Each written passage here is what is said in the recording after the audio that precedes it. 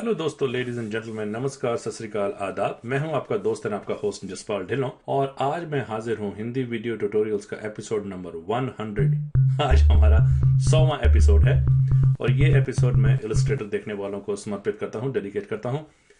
काफी मुझे ईमेल्स आती थी इलस्ट्रेटर के बारे में। अब जो लोग इलस्ट्रेटर को ऑलरेडी यूज कर रहे हैं, इंटरमीडिएट या एडवांस लेवल्स में हैं, उनके लिए तो ये बेकार सा ट्यूटोरियल होगा क्योंकि उनको ये सब मालूम है।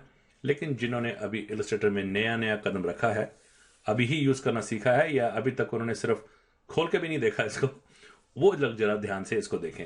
तो इलस्ट्रेटर में कैसे शुरुआत की जाए, 10-12 चीजें मेन होती हैं इसमें। अब मैं पहले बता दूं कि मैं इलस्ट्रेटर में काफी समय से काम कर रहा हूं, लेकिन मैं किसी तरीके का कोई आर्टिस्ट नहीं हूं। मेरा काम सिर्फ इलस्ट्रेटर में जो प्रोजेक्ट आते हैं, जैसे कि आप बिजनेस कार्ड समझ लीजिए या फ्लायर समझ लीजिए या फिल्मों के लिए आपको कोई लोगोस बनाने हैं या कुछ करने हैं, वहां पर मैं इलस्ट्रेटर का यूज करता हूं और मुझे वही आता है। मुझे इलस्ट्रेटर अच्छी तरह से इस्तेमाल करना आता है, लेकिन मैं आर्टिस्ट किसी भी लेवल से नहीं हूं। तो क्या क्या चीजें हम इलस्ट्रेटर में यूज करते हैं? सबसे पहले तो ये देखिए, इलस्ट्रेटर में अब कुछ लोग ये पूछते हैं फोटोशॉप है तो इलस्ट्रेटर किस लिए चाहिए। फोटोशॉप और इलस्ट्रेटर में बेसिक डिफरेंस क्या है? हाँ, हालांकि उनमें कुछ चीजें आपस में ओवरलैप करती हैं, मिलती जुलती हैं एक दूसरे से। आप इलस्ट्रेटर में फाइल बना के बिना किसी प्रॉब्लम के फोटोशॉप में ले आ सकते हैं, फोटोशॉप से इलस्ट्रेटर में ला सकते हैं। लेकिन फोटोशॉप जो है वो पिक्सल बेस्ड प्रोग्राम है। फॉर एग्जाम्पल, वो जो भी कुछ बनता है फोटोशॉप में, वो चकोर, स्क्वायर, छोटे छोटे धब्बे होते हैं। वेयर एज के जो इलस्ट्रेटर है वो वेक्टर बेस्ड प्रोग्राम है। अब अगर इलस्ट्रेटर में mathematical permutation combination, geometrical figures use, line, path, squares, ये यूज किए जाते हैं और ये पिक्सल इंडिपेंडेंट होते हैं। ये इसका मतलब क्या है कि अगर आपने सपोज कीजिए किसी का विजिटिंग कार्ड या जो बिजनेस कार्ड आपने बनाया इलस्ट्रेटर में, अगर उसमें जो लोगो यूज किया है, अगर आप उसी लोगो को, उसी फाइल को ब्लो अप करके कैनॉट प्लेस दिल्ली में किसी बड़ी बिल्डिंग के ऊपर भी लगा दें तो भी वो उतना ही अच्छा लगेगा जितना कि वो बिजनेस कार्ड पे अच्छा लगता था। तो बड़ा कर जाने के बाद भी वो खराब नहीं होता। लेकिन फोटोज में, फोटोशॉप में ऐसा नहीं है। अगर एक पासपोर्ट साइज की फोटो है, अगर आप उसको 10x12 इंच का बनाएंगे तो वो पिक्सलेट हो जाएगी, वो अच्छी नहीं लगेगी। तो ये बेसिक फर्क है। तो शुरू करते हैं। सबसे पहले अगर हम यहां आते हैं, नंबर 1 यहां पे है फाइल। इसमें आपको डॉक्यूमेंट सेटअप करना पड़ेगा। अब दो है यहां पे, एक न्यू और एक न्यू फॉर टेम्पलेट। अब शुरुआत न्यू से करते हैं। ये देखिए, ये न्यू डॉक्यूमेंट का डायलॉग बॉक्स खुल जाता है। इसमें आप कुछ चीजें तो बाय डिफॉल्ट सबको मालूम है कि आपको अपने डॉक्यूमेंट का नाम देना चाहिए। फिर यहाँ प्रोफाइल में देखिए, प्रोफाइल में यहां पर आप से ये पूछ रहा है इलस्ट्रेटर में जो भी आप बनाने वाले हो वो क्या आपने प्रिंट करना है, आपने उसको वेबसाइट, किसी वेब पेज में या इंटरनेट में डालना है, डिवाइसेस के लिए, या आपने कोई एंड्रॉयड फोन के लिए या जो टैबलेट्स हैं उनके लिए चाहिए, या अभी जो आप काम करने वाले हो वीडियो और फिल्म में काम आएगा। फॉर एग्जाम्पल, आप कोई लोगो बना रहे हो जिसको आपने आफ्टर इफेक्ट्स में बाद में एनिमेट करना है, या आप बेसिक आरजीबी बना रहे हैं या कुछ ऐसा काम है। अब देखिए फर्क क्या है। अगर तो आपको मालूम है कि ये जो आप काम करने वाले हो इसका इस्तेमाल कहां पर होना है, फिर तो आप अकॉर्डिंगली यहां से चुन लीजिए। अगर आपको नहीं मालूम कि जो आप ये बनाने वाले हो लोगो वो सिर्फ बिजनेस कार्ड पे ही काम आएगा या वो अपनी वेबसाइट पे भी लगा देंगे, तो उसके लिए आप प्रिंट चुन लीजिए। अब प्रिंट चुनते ही देखिए क्या होता है। प्रिंट चुनते ही यहां पे आपको पेजेस के साइज मिलना शुरू हो जाएंगे। अब यहां पे नीचे देखिए, प्रिंट में आते ही यहां कलर मोड CMYK हो जाता है। जो प्रिंटिंग इंडस्ट्री है, जो प्रेस इंडस्ट्री है, वहां पे काम आता है। और अगर मैं यहां से प्रिंट से हटा के इसको वेब पे ले आऊं तो सीधा देखिएगा ये RGB मोड पे आ जाता है, क्योंकि RGB मोड में आप सबसे ज्यादा डायनामिक कलर देख सकते हो। रेजोल्यूशन वो 72 ppi की हो जाती है, क्योंकि आपने ये सिर्फ वेबसाइट पे देखना है और ये वेबसाइट के अंदर जो विंडोज होती हैं उनके साइजेस हैं। तो चलिए हम लोग सीधा ही इसको यहां से प्रिंट के नाम से शुरू हो जाते हैं। कैसे करनी है तो मैं आपको ये वर्टिकल जगह मैंने ये लैंडस्केप चुन लेता हूं और इसको यहां खोल देते हैं। तो ये मेरा आर्ट बोर्ड खुल गया। आर्ट बोर्ड का मतलब ये कैनवस खुल गया आपका। दूसरा काम हम क्या करते हैं? सब दूसरा काम सिंपल है, हम अब इसमें ड्राइंग करते हैं। जो आपने आम देखा होगा, जो सबसे ज्यादा एग्जांपल्स यूज किया जाता है और जो सही भी है, वो है हम जैसे रेक्टेंगुलर टूल, क्योंकि ये एक तो बनाना सबसे आसान है। देखिए ऐसे, अभी तक मैंने माउस से इसको छोड़ा नहीं है, तो आप इसके साइज को कहीं भी घुमा सकते हैं। अगर आप शिफ्ट दबाते हैं तो ये स्क्वायर बन जाएगा, कंट्रोल दबाते हैं तो ये रेक्टेंगुलर उसी कंस्ट्रेंट में चलेगा। लेकिन अगर आप इसको कुछ नहीं करते तो आप जिस मर्जी शेप साइज का यहाँ पे एक रेक्टेंगुलर ऐसे बना सकते हैं। अब देखिए मैंने ये मूव टूल यहां से लिया है। ये टूल सबसे ज्यादा इस्तेमाल किया जाता है। मूव टूल लेके आप इसको कहीं भी मूव कर सकते हैं, ऊपर नीचे। अब अगर मैं इसको कहीं बाहर क्लिक करूं तो डी सिलेक्ट हो जाता है। आप देखिए इस वक्त ये यहाँ पे इसका कलर इंफॉर्मेशन है, ये व्हाइट फिल से भरा हुआ है और काला स्ट्रोक लगा हुआ है, फिल और स्ट्रोक। इससे पहले मैं फिल और स्ट्रोक समझाऊं, एक और यहाँ पे कुछ बना लेते हैं ऐसा। अब आप देखिए आपको पिछला वाला इतने हिस्से में नहीं दिखाई दे रहा जितने एरिया में ये सामने वाला रेक्टेंगल बना हुआ है। उसका कारण ये है क्योंकि ये व्हाइट फिल जो इसके अंदर रंग भरा हुआ है, स्ट्रोक जो बाहर है। जो फोटोशॉप मेरा ट्यूटोरियल देखते आ रहे हैं उनको मालूम होगा। आप इसको यहां से टॉगल कर सकते हैं, ये देखिए, या आप फिल को यहां से कोई भी कलर फिल कर सकते हैं। ये देखिए अब इसने फिल कर दिया। और स्ट्रोक में अगर हम आ जाएं, स्ट्रोक के अगर हम पॉइंट बढ़ाते हैं तो ये देखिए, ताकि दिखाई दे, तो ये देखिए अब इसमें लाल फिल और 6 पॉइंट का काला स्ट्रोक है। और अब मैं इसमें आ जाऊं, इसमें सफेद फिल और 1 पॉइंट का काला स्ट्रोक है। इसका भी अगर मैं चाहूं तो से हरा कर दूं, स्ट्रोक का भी हम कलर बदल सकते हैं। इसके ऊपर मैं पीला कर दूं, पीला तो नीला कर दूं। और अब अगर मैं इसका स्ट्रोक का साइज बढ़ा दूं, अब यहां से बढ़ा सकते हैं या ड्रॉप डाउन मेन्यू से मैं 6 पॉइंट यहां कर दूं, तो ये देखिए। अब इसमें एक बात मैं और स्ट्रेस कर दूं कि फिल का मतलब और स्ट्रोक का मतलब सिर्फ ये सॉलिड कलर फिल ही नहीं है, आप इसमें ग्रेडियंट्स कुछ भी डाल सकते हैं। अब फॉर एग्जांपल जैसे मैं इसी फोटो को, इसी रेक्टेंगल को सिलेक्ट करूं, चाहूं तो इसकी जो ओपेसिटी है, यहां से ओपेसिटी भी मैं कम कर सकता हूं। ये देखिए, ये इसकी ओपेसिटी हम ऐसे कम ज्यादा कर सकते हैं। इसको हम स्टाइल भी दे सकते हैं, जैसे आप ये देखिए, इसमें हम ग्रेडियंट भी डाल सकते हैं।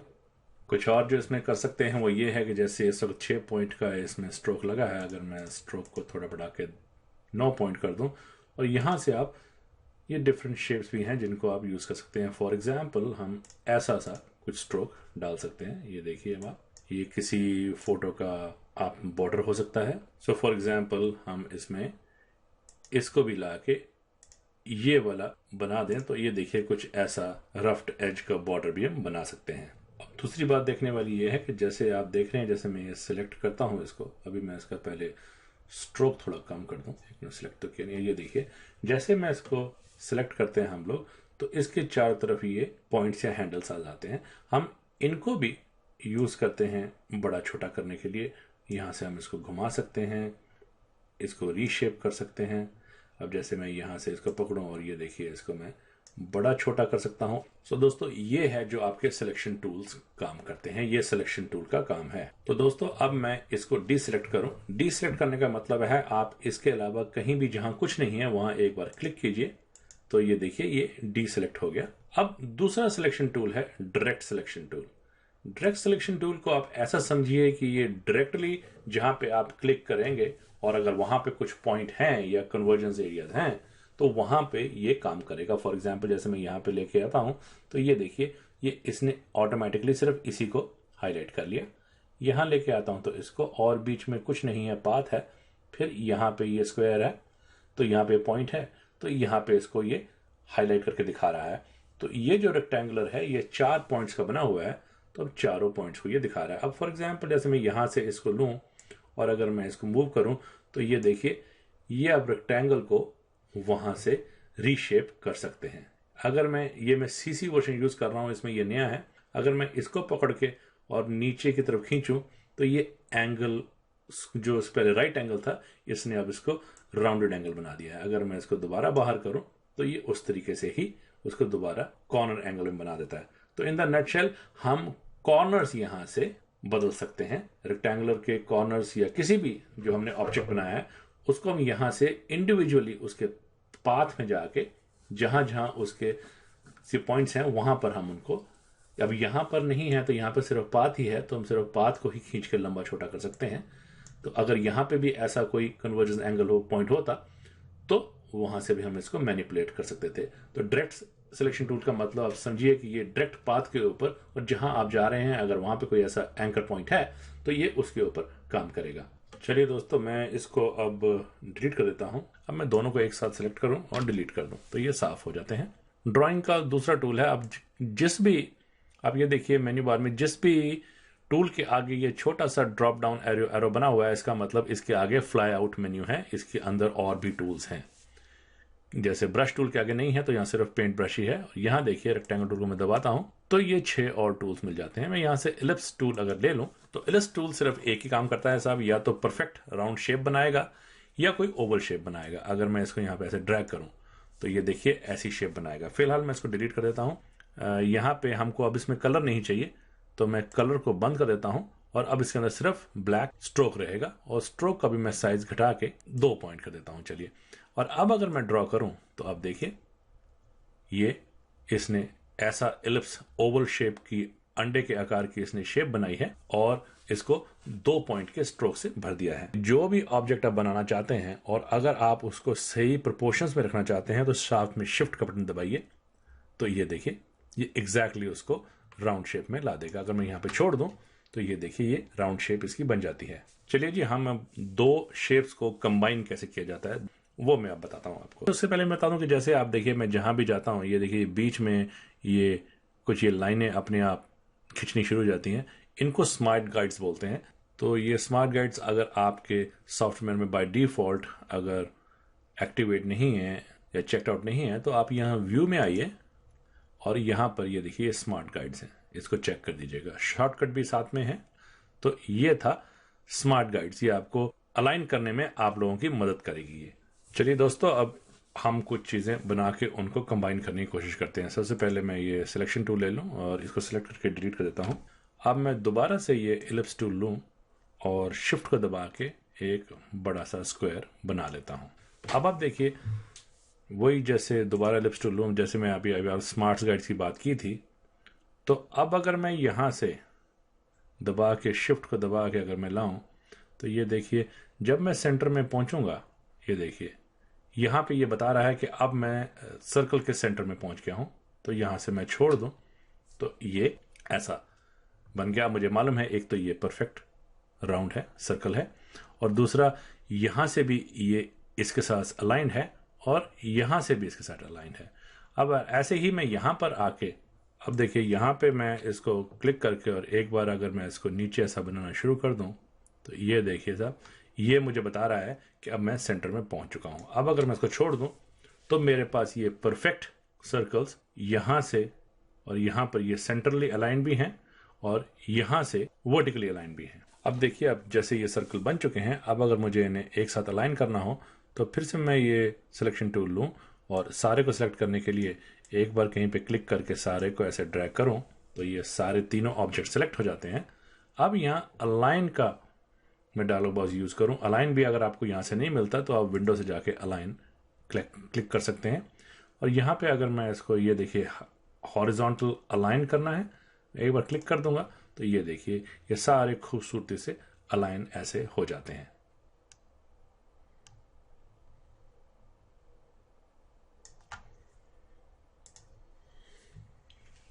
चलिए दोस्तों, अब हमने ये शेप तो बना ली ऐसी, अब इसको कंबाइन करके देखते हैं। अब कंबाइन करने के लिए हम क्या कर सकते हैं, आप सबसे पहले तो यहाँ से सिलेक्शन टूल लेके आप सारे को सेलेक्ट कीजिए ऐसे, फिर यहाँ पे आइए, ये है शेप बिल्डर टूल। अगर आप शेप बिल्डर टूल को सिलेक्ट करते हैं तो जहां जहां आएंगे वो उस जगह में अगर कहीं पे शेप दिखाई देती है, उसको शेप समझ आती है तो वो उसको हाईलाइट करना शुरू कर देगा। अब देखिए ये हर एक को शेप के रूप में देख रहा है। अब अगर मुझे इन दोनों को कंबाइन करना हो तो बड़ा आसान है, यहां से एक बार दबा के माउस को यहां से क्लिक कीजिए और दबा के नीचे ले आइए तो ये देखिए इसने यहां पे ऐसे इनको जोड़ दिया। ऐसे ही अगर मैं यहां से दबा के इसको यहां लेके आऊं तो ये देखिए अब वो जो आपने ये शेप काफी जगह पे देखी होगी तो ये कुछ ऐसे इसने इन दोनों को कंबाइन कर दिया। अब हम देखें तो ऐसे अब देखिए इसके सिलेक्शन टूल के जो हमारा शेप बिल्ड टूल के जो प्लस का साइन है तो वो अब 2 शेप्स को जोड़ेगा। और अगर मैं यहां पर आ जाऊं और अब की बार अगर मैं और दबाऊं तो ये देखिए इसमें माइनस का साइन आ गया है। तो ये अब इस शेप को मैं यहां पे क्लिक कर दूं एक बार तो ये इस शेप को काट डालेगा। तो अब हम चाहें तो इसको रंग कर सकते हैं। फॉर एग्जाम्पल सबसे पहले मैं इसको चुन लूं, सिर्फ ये चुन लें हम आधी वाली शेप, और इसमें हम रंग कौन सा भरें, मैं इसमें समझिए ये एक ब्लैक एंड व्हाइट होता है जनरली तो इसको काला रंग भर देते हैं। तो ये देखिए ये ऐसा काले रंग से भर गया।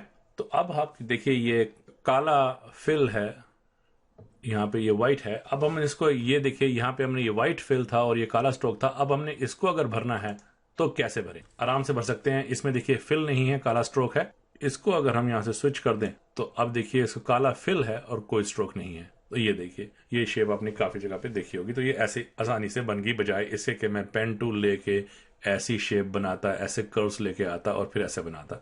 और दोस्तों अगर आपको ये थोड़ा सा मुश्किल लग रहा है तो एक आसान सा भी बना लेते हैं। यहाँ पे रेक्टेंगल नहीं बनाता, पहले 1 मिनट ठहरिए। पहले मैं इस सारे को सिलेक्ट करके इसको थोड़ा सा छोटा कर लेते हैं ताकि थोड़ी जगह बन जाए।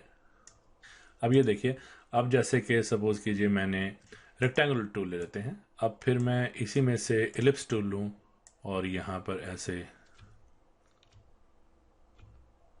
ये बना दूं और फिर राउंडेड रेक्टेंगुलर टूल लूं, यही सिलेक्शन लेके ऑल्ट दबा के मूव करके इसको मैं यहाँ पर ऐसे ये बना दूं। ये सारों को आपस में कंबाइन करना है। सबको सिलेक्ट कीजिए, फिर से वही शेप बिल्डर टूल उठाइए, सिलेक्ट कर दीजिए। अब देखिए ये एक अलग से शेप बन गई है। अब आप चाहें सिर्फ इसी को सिलेक्ट करके और कलर इसका आप यहाँ से रेड कर दें और वेर इसको चुन के इसका कलर आप ब्लू और फिर इसको चुन के यही कलर भर दीजिए। तो ये देखिए ये कुछ ऐसी शेप बन गई। अगर आप इसको भी मर्ज करना चाहते हैं तो वो भी की जा सकती है। फिर से आप इसको सिलेक्ट कीजिए सारे को और ये आप शेप बिल्डर टूल लीजिए, इनको मर्ज कर दीजिए। और वो दूसरी बात है कि इसने कलर्स भी सेम बना देने हैं। तो ये किसी कार्टून की फोटो हो सकती है। तो ये देखिए कितनी आसानी से हम इसको ऐसे हम शेप बिल्डर टूल से शेप्स कंबाइन कर सकते हैं। मैं इसको डिलीट कर देता हूं अभी। अब हम चलते हैं एक और तरह के टूल के ऊपर। अब सपोज कीजिए कि आप जो ड्रॉ करने वाले हैं ना तो वो रेक्टेंगुलर है, ना सर्कुलर है, ना स्क्वायरिश है, तो फिर क्या करेंगे? उसके लिए हम यूज करते हैं पेन टूल। पेन टूल सबसे पुराने टूल्स में से एक है। अब सबसे पहले तो मैं इसका फिल खत्म करता हूँ, सिर्फ स्ट्रोक ही है। तो सबसे पुराने टूल्स में से ये है, क्योंकि जब तक बाकी टूल इजाद नहीं हुए थे तब तक पेन टूल से ही ट्रेस किया जाता था। पेन टूल 2 काम करता है सिर्फ। एक तो एक पॉइंट से लेके दूसरे पॉइंट तक सीधी लकीर खींचता है, या आप यहाँ पे एक बार इसको क्लिक कीजिए, होल्ड कीजिएगा और जब आप इसे घुमाना शुरू करेंगे तो ये आड़ी तिरछी लाइनें खींचनी शुरू हो जाएगा। ये पेन टूल है। तो अब दूसरे टूल की तरफ चलते हैं हम लोग। चलिए इसको भी हम डिलीट करते हैं दोस्तों। अब दूसरा जो ड्राइंग का टूल है वो है लाइन टूल। जैसे कि आप जानते हैं एक ही काम करता है और वो है लाइन खींचनी। साहब ये देखिए, किसी एक लाइन को सिलेक्ट कर लें आप और फिर चाहें तो उसकी शक्ल सूरत बदली जा सकती है ऐसे। अब की बार ये वाली शेप देने की कोशिश करें, ये देखें, या ये देखिए ऐसी कोई शेप। या आप मैं अगर इसके जो स्ट्रोक हैं अगर मैं उसको एक्सपेंड करूं तो अब आप देखिएगा, जैसे इसको पहले सिलेक्ट कर लेते हैं। यहाँ से तो ये कुछ तो मिल ही जाएगा, लेकिन आप तो इनके यहाँ से एरो हेड्स भी आप बनाए जा सकते हैं। जैसे कि ये देखिए एरो बन गया और ये उधर के एरो हेड्स हैं और ये पीछे से आप इनकी टेल भी बना सकते हैं और फिर आप इसको अपनी मर्जी से वेक्टर आर्ट शेप बनाई जा सकती है। चलिए अब इसको भी सबको सेलेक्ट करके डिलीट कर दें और अब पेंसिल टूल पे आ जाइए। जिनके हाथ बहुत साफ सुथरे काम करते हैं वो पेंसिल टूल से चाहें तो, अगर वो पेन टूल से ज़्यादा वाकिफ नहीं है या ज़्यादा कंफर्टेबल नहीं है तो वो जैसे नाम वगैरह, सिग्नेचर्स, ये सारा कुछ आप पेंसिल टूल से बड़ा अच्छा कर सकते हैं। जैसे फॉर एग्जांपल अगर मैं अपना साइन करना चाहूँ तो मैं पेंसिल टूल ले लूँ। बाय द वे ये जो मैं साइन कर रहा हूँ ये मैं टैबलेट से कर रहा हूँ, जो इनपुट वॉकम टैबलेट होती है।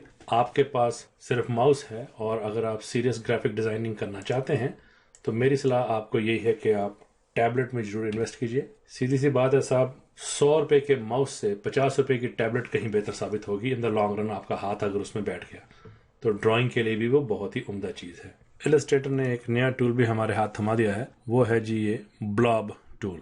ब्लॉब टूल क्या करता है, ये भी पेंसिल की तरह से ही काम करता है, लेकिन ये एक बड़ी गाढ़ी सी लकीर आपको दे देता है। ये देखिए ऐसे। अगर मैं सारे को सिलेक्ट करके एक बार डिलीट कर दूं, अब देखिए अगर दोबारा से नाम लिखना चाहें, ब्लॉब टूल से दोबारा साइन करना चाहें तो ये देखिए साहब ये कुछ ऐसे बनता है। अब अगर मैं कंट्रोल वाई दबाऊं तो ये देखिए ये इसने एक पाथ की आउटलाइन मुझे दे दी है जो कि भरी जा सकती है। तो इसका ये भी एक फायदा है। इसको भी हम डिलीट कर देते हैं साहब। ब्लॉब ब्रश में रहते हुए अगर इसके ऊपर अगर डबल क्लिक करें एक बार तो ये देखिए, ये इसके टूल ऑप्शंस आ जाते हैं। ये अब जैसे फोटोशॉप में आपने देखा होगा, जैसे ब्रश के साथ आप कंट्रोल कर सकते हैं, ब्रश की शेप डायनामिक्स, वैसा ही कुछ है ये। आप चाहें तो राउंडनेस इसकी बढ़ा सकते हैं, राउंडनेस कम कर सकते हैं। फिर उसके बाद से ये रैंडम हो सकता है अगर आप इसको अब क्लिक करूं, और अब ये कुछ और तरह की लकीरें बनानी शुरू कर देगा। जब आपने कोई सिग्नेचर करने हो या कुछ करना हो तो उसके लिए आजकल ये ब्लॉब टूल जो है ये काफ़ी इफेक्टिव है। इसको भी मैं सिलेक्ट करके एक बार डिलीट कर देता हूँ। ब्लॉब ब्रश का ये भी एक फ़ायदा है कि जैसे आपने ये एक बार ड्राइंग कर ली, अब आप इसको लेकर ये डायरेक्ट सिलेक्शन टूल को, तो ये पाथ की तरह से काम करता है। आप चाहें तो आप इसको फैला सकते हैं, यहाँ से इसको बड़ा कर सकते हैं, छोटा कर सकते हैं, इसकी चोंच बना सकते हैं।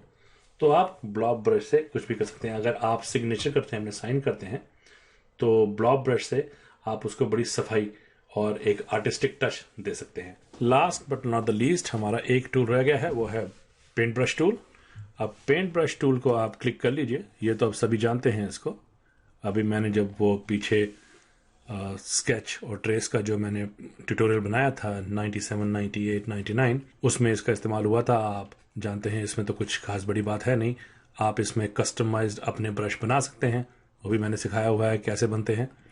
तो ये हमारा ब्रश टूल है। आप इसके बारे में ज़्यादा बात नहीं करूंगा कि इसके बारे में मेरे ख्याल से सभी को पता ही है, क्योंकि फोटोशॉप में भी ब्रश टूल है। चलिए अब बात करते हैं आर्ट बोर्ड की। अगर आपको याद हो तो जब मैंने फाइल न्यू, तो यहाँ पे देखिए ये आर्ट बोर्ड्स हैं। आप यहाँ पे कितने आर्ट बोर्ड्स बनाना चाहते हैं। सपोज मैं इसको 4 कर देता हूँ और ओके कर दूँ, तो ये देखिए ये 4 डिफरेंट कैनवस हमारे पास बन के आ गए हैं। इन डिज़ाइन होता, अगर एल्बम बना रहे होते किसी की फोटो की, तो इन डिज़ाइन में ये 4 अलग अलग पेजेस बनते। तो ये अब 4 आर्ट बोर्ड हैं। अब आर्ट बोर्ड में आप चाहें तो जैसे पहले से यहाँ पर एक जब फाइल बनाते हैं तभी बना सकते हैं कितने आर्ट बोर्ड बनाने हैं आपने, नहीं तो ये एक आर्ट बोर्ड का टूल है। इसको आप क्लिक कीजिए, तो यहाँ पे अब आप चाहें तो एक नया आर्ट बोर्ड बना सकते हैं। ऐसे इस टूल के फायदे बता रहा हूँ। इस आर्ट बोर्ड को बड़ा कर सकते हैं, इस आर्ट बोर्ड पर क्लिक कीजिए, इस आर्ट बोर्ड को आप रीसाइज छोटा कर सकते हैं, और इस आर्ट बोर्ड को आप घुसा के यहाँ पे ला सकते हैं। यहाँ छोटा कीजिए और यहाँ से ऐसे और यहाँ से ऐसे। अब आप मुझसे पूछेंगे ये 5 आर्ट बोर्ड किस लिए चाहिए, या 4-5 मल्टीपल आर्ट बोर्ड्स क्यों चाहिए होते हैं। ये इसलिए होते हैं कि जो ग्राफिक डिजाइनर्स होते हैं वो एक काम नहीं करते, वो पूरा एक कैंपेन चलाते हैं। जैसे कि फॉर एग्जांपल आपके पास किसी कंपनी ने कोई नई कंपनी खोली है, उन्होंने आपको ऑर्डर दिए हैं कि आप उनके बिजनेस कार्ड्स भी बनाइए, आप उनके लेटर हेड्स भी बनाइए, आप उनके एनवेलप्स भी बनाइए, और आप उनके फ्लायर्स और एडवर्टाइजिंग भी बनाइए। तो इसके लिए एक आर्ट बोर्ड पे आप बिजनेस कार्ड बनाएंगे, एक पे लेटर हेड बनाएंगे, एक पे लिफाफों का डिजाइन बनाएंगे, एक पे आप फ्लायर्स और कोई एडवर्टाइजिंग का मटेरियल है तो वो बनाएंगे। तो इसलिए ये आर्ट बोर्ड अलग अलग बनते हैं। और जब सारे बन जाएंगे तो जब आपने कंपनी को सैंपल के तौर में भेजना, तो जनरली आप एक पीडीएफ फाइल में भेजोगे, तो ये पीडीएफ में सारे के सारे वहां ट्रांसफर हो जाएंगे। मैंने शुरू में नहीं बताया था क्योंकि इसके लिए थोड़ा टाइम लगना था, तो इसलिए मैंने अब बताया है। चलिए साहब आगे बढ़ते हुए अब ये वाला आर्ट बोर्ड सिलेक्ट कर लेते हैं और इसी पे हम जूम कर लें थोड़ा सा, और अब हम आते हैं लेयर्स के ऊपर।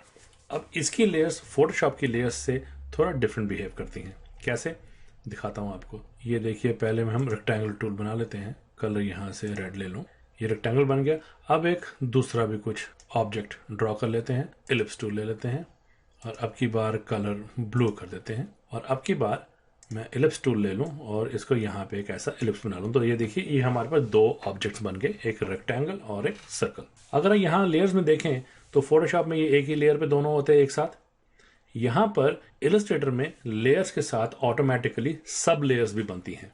ये जो इसका ट्रिल डाउन एंगल, अगर मैं इसको दबाता हूं तो आप देखिएगा, ये देखिए 2 अलग अलग लेयर, सब लेयर्स बनी हुई हैं। आप चाहें तो यहीं से दोनों ऑब्जेक्ट्स को इंडिविजुअली कंट्रोल भी कर सकते हैं। जैसे अगर मैं इसका बटन ऑफ कर दूं विजिबिलिटी, तो ये बंद हो गया, ये भी बंद हो गया, हालांकि लेयर अभी भी ऑन है। तो ये सिर्फ इलस्ट्रेटर में ही होता है कि लेयर्स के साथ सब लेयर्स बनती हैं, क्योंकि ये जो सर्कल्स बने हैं ये अभी पाथ को रंग किया हुआ है। तो ये देखिए यहाँ पे पाथ लिखा हुआ है, और बाय डिफॉल्ट ये लेयर 1 बन के आती है। अगर आप फोटोशॉप को याद रखें तो जब हम उसमें कोई भी फोटो खोलते हैं तो वो लॉक्ड होती है, बेस लेयर हमेशा वहां लॉक्ड होती है, तो उसको हमको अनलॉक करने के लिए डबल क्लिक करना पड़ता है। तो ये बेसिक फर्क है इलस्ट्रेटर और फोटोशॉप में। तो अब चलिए यहाँ पे हम इसके ऊपर अब एक नई लेयर बनाते हैं। यहाँ पे क्लिक किए, नई लेयर आ गई जो कि लेयर 2 है। दोबारा कोलैप्स कर दूं तो अब यहाँ से फिर से हम कोई एक शेप बनाते हैं। दोबारा से हम पॉलीगन टूल ले लेते हैं। का कलर जो हम बनाएंगे अब की बार हम थोड़ा सा ऑरेंजिश ब्राउन बना लेते हैं। यहाँ पे हम पॉलीगन बना लेते हैं। अब ये देखिए, इसको मैं दोबारा खोलूं अगर मैं पहली वाली लेयर को, लेयर 2 में सिर्फ पॉलीगन है। अगर मैं इसकी विजिबिलिटी बंद करूं तो ये देखिए पॉलीगन बंद हो जाता है। ये पॉलीगन और ये दोनों रेक्टेंगल और सर्कुलर अलग अलग लेयर्स में हैं। आप चाहें तो इनको एक दूसरी लेयर्स पर मूव कर सकते हैं। कैसे? फॉर एग्जाम्पल जैसे ये जो ब्लू सर्कल है, इसको अगर मैं एक्टिवेट करूं, अब इसकी सर्कल पे आप क्लिक करेंगे तो एक्टिवेट हो गया।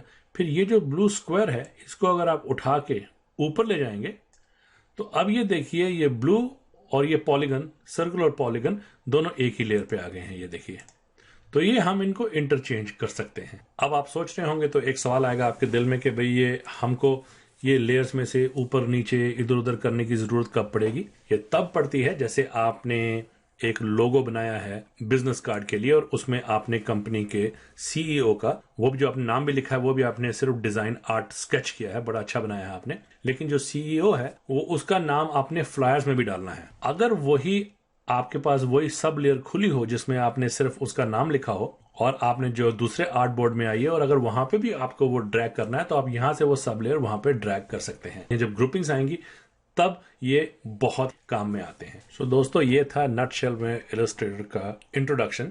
जो लोग इमेज ट्रेस और स्केच के बारे में जानना चाहते हैं वो मेरे प्लीज ट्यूटोरियल्स नंबर 97, 98 और 99 देखें। उनमें आपको डिटेल मिल जाएगी और बाकी सब आप यहां से देख सकते हैं। अब आखिरी बात, आपने अगर कुछ बना लिया, अब आपने ये डिजाइन बना लिया जो बहुत बेहतर है, जो फाइनल डिजाइन है, अब आपने इसको भेजना है। अब दो तरीके हैं, या तो आप इसको सीधा प्रिंट करेंगे। अब ग्राफिक डिजाइनर जनरली प्रिंट नहीं करते, वो प्रिंटिंग के लिए बाहर भेजते हैं। उससे भी पहले, प्रिंट करने से पहले आपको ये जो आपने जो डिजाइन बनाए हैं ये आपने अपने क्लाइंट को दिखाने हैं, उनसे मंजूरी लेने के लिए। तो हम क्या करेंगे, यहां पे आएंगे फाइल, सेव एज, और ये सेव एज का डायलॉग बॉक्स खुल जाएगा। अब जो भी आपने फाइल का नाम दिया होगा वो तो एक्सटेंशन AI इलस्ट्रेटर की तरह से आएगी, लेकिन आपके पास इसमें और भी ऑप्शंस हैं।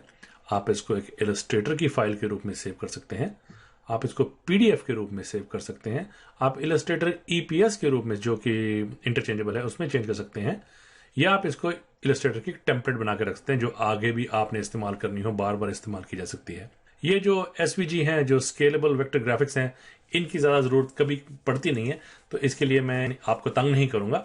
ये देख लीजिएगा कि आपको यह PDF या इलस्ट्रेटर के एक्सटेंशन में ये सेव करना है। तो ये था साहब मेरा काफी लंबा सा इंट्रोडक्शन इलस्ट्रेटर का। उम्मीद करता हूं आपको पसंद आया होगा। अगर इसके बारे में आपके कुछ सवालात हैं आप मुझे प्लीज जरूर ईमेल कीजिए। अगर बन पड़ा तो मैं उनके जवाब आपको जल्दी जल्दी देने की कोशिश करूंगा। तो until we meet next in the next tutorial, God bless, नमस्कार, हैव फन, बाय बाय।